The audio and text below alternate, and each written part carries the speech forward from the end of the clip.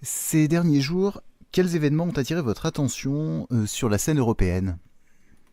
Sur la scène européenne, il y a beaucoup de choses qui se passent. J'en retiendrai quand même, quelques-unes. D'abord, la Commission européenne qui a pondu un rapport, enfin un document pour lutter contre les paradis fiscaux. Or ça, c'est quand même assez croquignolet, parce que les paradis fiscaux, ils ont tapé alors sur les îles Samoa, Antigua et Barbuda, enfin des micro-États du Pacifique Sud ou des Caraïbes. Ils ont raison, sans doute, très bien. Mais d'une part, il y a des États qui figuraient sur la liste et puis qui, au dernier moment, ont été retirés, comme par exemple l'inénarrable Qatar. Le Qatar faisait partie de la liste des paradis fiscaux contre lesquels l'Union européenne allait prendre des mesures. Et puis au dernier moment, ça a été retiré. On se demande, selon l'intervention du Saint-Esprit, probablement, il s'est passé quelque chose. Et bien alors le plus extraordinaire, c'est que l'Union européenne n'a pas parlé des paradis fiscaux qui existent en Union européenne. Voilà.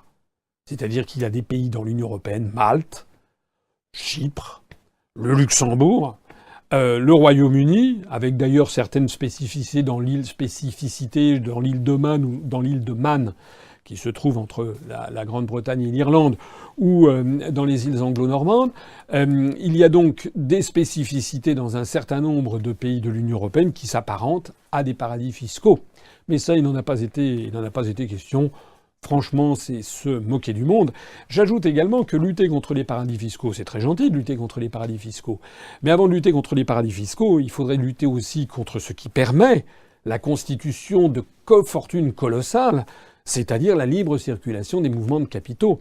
On ne peut pas à la fois condamner des conséquences et approuver les causes.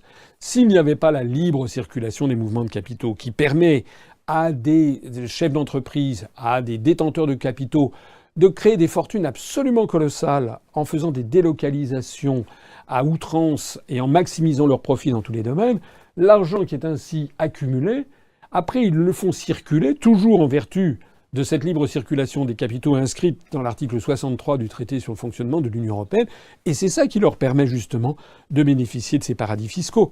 Donc en d'autres termes, c'est ce que l'on appelle en français un cautère sur une jambe de bois.